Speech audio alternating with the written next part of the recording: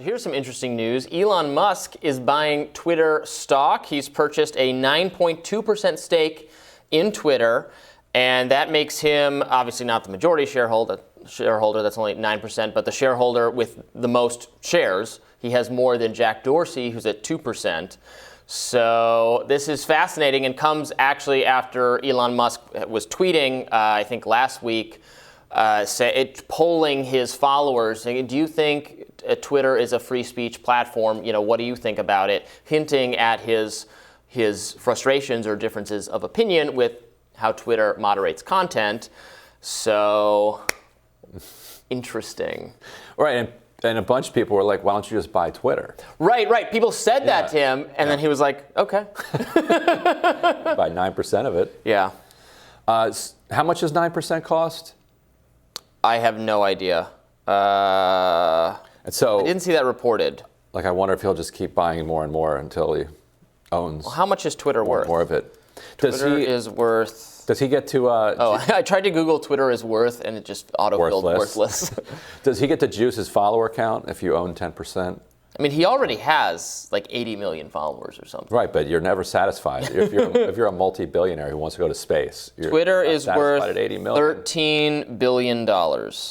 All right, so this is hundreds of millions of dollars. It's a $1.3 billion stake, right? I'm so bad. Roughly. At math. Yeah. I mean, yeah, it's something about that. 10% is a fairly easy math for us to do here. Sure. So, right. So, do you think he's going to start showing up to board meetings and haranguing people about? I mean, clearly this would give probably. Right. Well, I don't know, but why else would you do this unless you want to? It's not a great investment, right? No, it's not a great. So, right. This is just for fun. This is like fun money.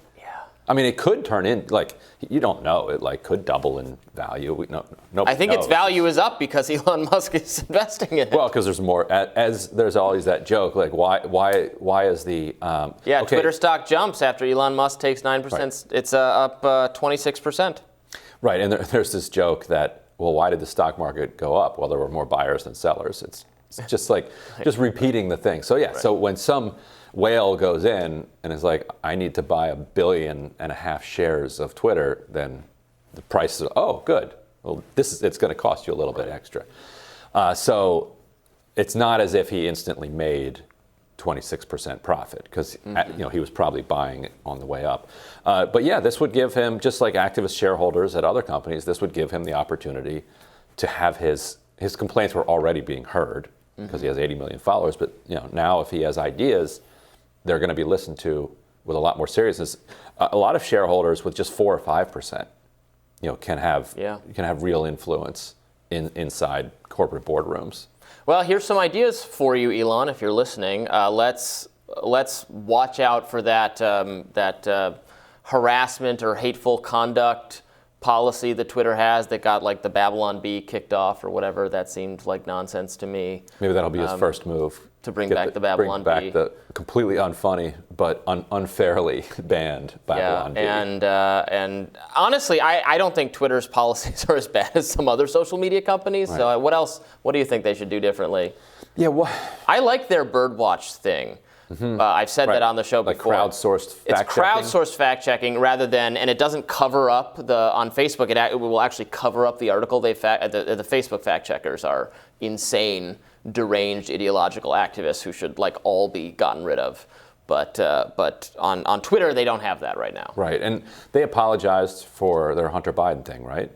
Have they acknowledged? Jack Dorsey apologized. Oh, he absolutely apologized. Yeah, he said, yes, that was wrong. We got that wrong. Right. Yeah, so let's maybe look at that hacked materials policy. But I think they walked back the hacked materials policy. They said this would not be prohibited in the future. And it's important that Twitter get it right because it's one of the few spaces where you have the right, the center right, the center left, the far left, the populist people all over the spectrum, all in the same place. Whereas all of the media is spinning off in its own kind of silos in the future. So it's going to be hard to recreate something like this if this fails.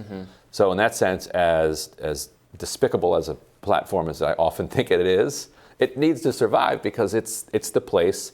it's one of the few places where people are actually still communicating across. I think it's the public intellectual square.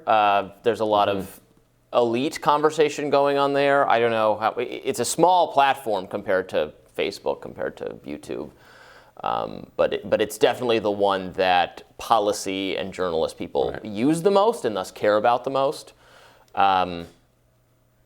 If they have to, and many of those people are the people who call for, greater restrictions on what you can say and greater restrictions on misinformation.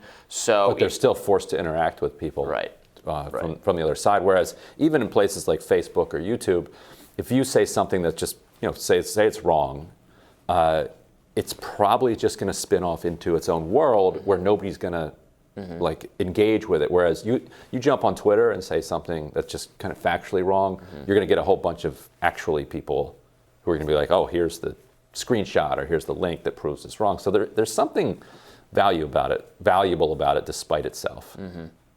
Well, we'll have to see, but this is interesting. This is getting interesting. This is potentially good. I like Elon. I like Elon a lot. I think he's interesting, and that's one of the best things you can say about somebody.